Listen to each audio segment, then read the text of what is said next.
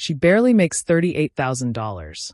My client deserves compensation for being the primary financial support during the marriage. My ex-husband's lawyer announced smugly, spreading outdated tax returns across the courtroom table like they were a winning hand in poker. Ms. Thornton can clearly not maintain the lifestyle our children are accustomed to. We're requesting increased child support and a modification of custody arrangements. I sat there in clothes I'd pulled from the back of my closet, faded blouse, worn slacks, the Target flats I'd stopped wearing 3 years ago, looking exactly like a woman drowning financially while her successful ex-husband graciously offered to take the burden of their children off her hands. My 2009 Honda was parked outside, borrowed from my sister for this exact purpose, completing the image of someone barely scraping by. What Kevin's attorney didn't know was that 3 weeks earlier, I'd been promoted to Regional Vice President of Operations with a salary of $240,000. And when our daughter made her choice about where to live, everything Kevin thought he understood collapsed completely. Let me tell you about the ex-husband who tried to use money as a weapon and the ex-wife who was hiding an arsenal. Kevin and I divorced 4 years ago. He'd been the breadwinner during our marriage, a term he used constantly, as if earning more money entitled him to more respect, more decisions, more control. I'd worked throughout our 13 years together, but my salary at the logistics company where I'd started in shipping coordination was modest compared to his income as a sales director. The divorce left him with the narrative he wanted: successful husband, struggling ex-wife, children who needed his financial support to survive. He paid child support grudgingly, complained about every expense, and used money to control situations even after the marriage ended. The kids need new winter coats? I'll buy them. You clearly can't afford quality. School trip costs how much? I'll pay, since you're obviously not able to. Every check came with commentary. Every expense became evidence of my inadequacy. What Kevin didn't know was that my career had been quietly exploding. The logistics company I'd joined as a coordinator had grown into a major regional player, and I'd grown with it. From coordinator to supervisor to manager to director, each promotion happening while Kevin assumed I was still making entry-level wages. I never corrected him. The promotion to regional VP came 3 weeks before Kevin filed his motion for modified support and custody. $240,000 base salary plus performance bonuses that could push total compensation past $300,000. I was now making significantly more than Kevin, but he didn't know that, and I had no intention of telling him before the hearing. Kevin's motion was strategic and cruel. He claimed I couldn't provide adequately for our children, Emma, 14, and Lucas, 11. He wanted reduced child support payments since I obviously needed the money more than he did. And he wanted primary custody since he could offer them a more stable environment. The motion included my tax returns from 2 years ago, before my director promotion. $38,000 annual salary, the last documentation he could legally access. He assumed nothing had changed. He assumed I was still the struggling ex-wife who couldn't afford quality winter coats. He was catastrophically wrong. My attorney, Sandra, understood the strategy immediately. You want to let him think he's winning. I want him to overreach, to say things on record that reveal who he really is, to commit to positions that will humiliate him when the truth comes out. That's risky. If the judge rules before we reveal your actual income, the judge won't rule immediately. Kevin's attorney will ask for time to present witnesses, documentation. They'll want to build a comprehensive case proving I'm unfit. And you'll let them? I'll let them dig their own grave. Then I'll show them they've been digging in a graveyard. Sandra smiled. I like how you think. The hearing was a performance. I arrived in my borrowed Honda, dressed in clothes that hadn't seen daylight in years. I carried a folder of papers that looked disorganized, seemed overwhelmed by the proceedings, asked questions that made me appear confused about basic legal processes. Kevin's attorney, a man named Harrison who charged $500 an hour, treated me with condescending sympathy. Your Honor, Ms. Thornton's financial situation is clearly precarious. We have documentation showing her income hasn't substantially changed since the divorce. My client is prepared to take on greater custody responsibility to ensure the children's welfare. Kevin nodded solemnly, playing the concerned father willing to sacrifice for his children. I fumbled with my papers and said nothing. The judge granted a continuance for further documentation. Exactly what we'd planned.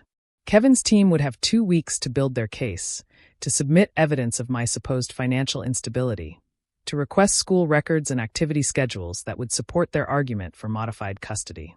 2 weeks for Kevin to fully commit to his strategy. 2 weeks for me to prepare the counterstrike. During those 2 weeks, something unexpected happened. Emma, my 14-year-old daughter who'd been quiet throughout the custody discussions, asked to speak with me privately. "Mom, I know what Dad is trying to do.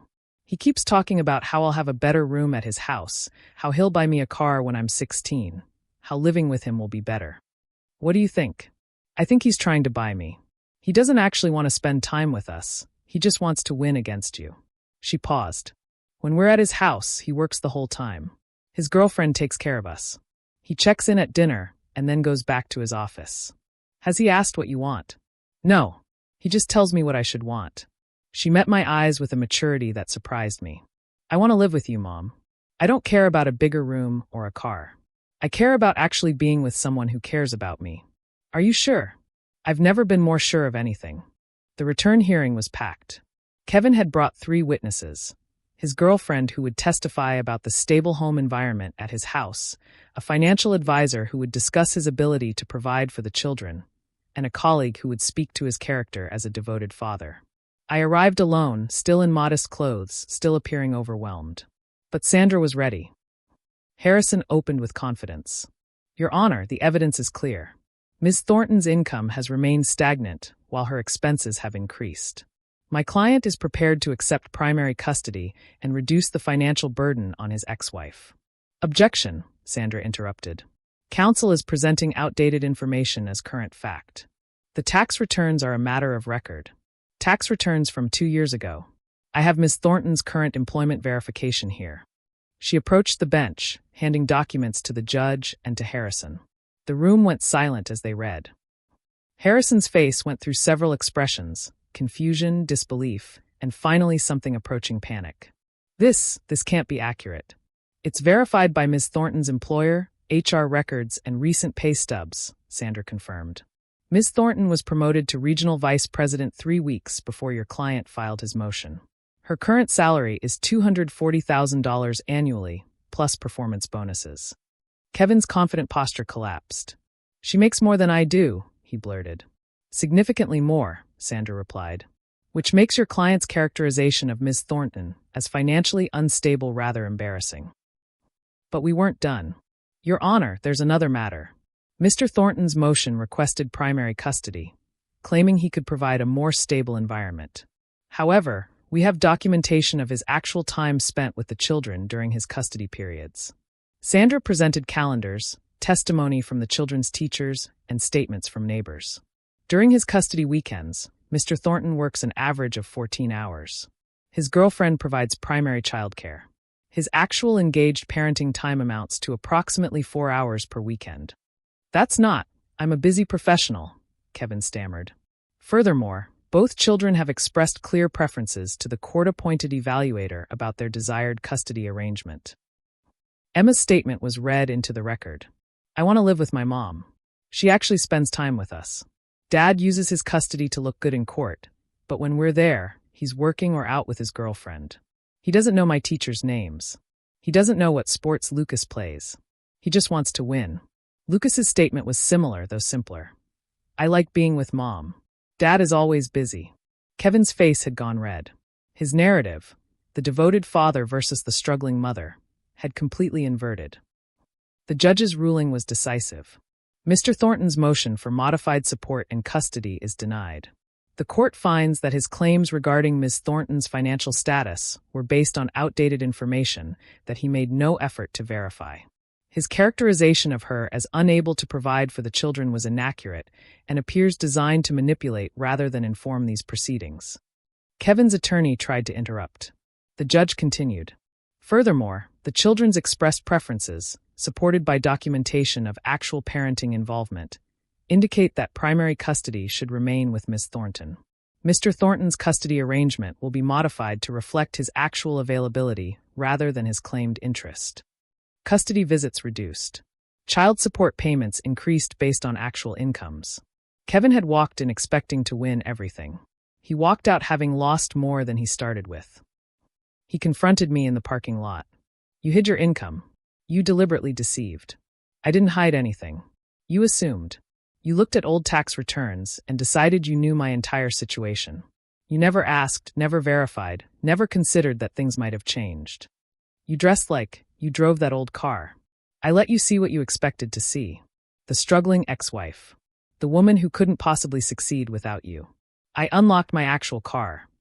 A new BMW my promotion had allowed me to purchase. You spent 13 years telling me I was dependent on your income, that I couldn't survive without your support, that I should be grateful you tolerated my little job. His face contorted. I didn't just survive, Kevin. I thrived. While you were busy being the breadwinner, I was building a career you never noticed because you never bothered to look. Emma was waiting when I got home. Did it work? It worked. You'll be staying with me. Your dad's visits will be adjusted to match his actual availability. She hugged me. A real hug, the kind she'd been too teenage to give lately. I meant what I said. In my statement. About wanting to be with you. I know you did, sweetheart. Dad's going to be mad. Probably. But being mad doesn't change the court order. And it doesn't change the truth about who actually shows up for you and your brother. Kevin's girlfriend left him 6 weeks later. I heard through mutual friends. Apparently she'd wanted the lifestyle Kevin's income provided. But the combination of his reduced custody time and his humiliated ego made him unbearable to live with. He's dating someone new now. Younger. Probably impressed by his sales director title. Unaware that his ex-wife outearns him significantly. I don't care enough to keep track. The performance in that courtroom taught me something. Kevin had spent our entire marriage underestimating me. Seeing what he expected rather than what was real.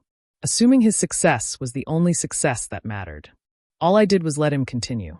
Let him build a case on assumptions. Let him commit to positions that would humiliate him. Let him reveal exactly who he was when he thought he was winning.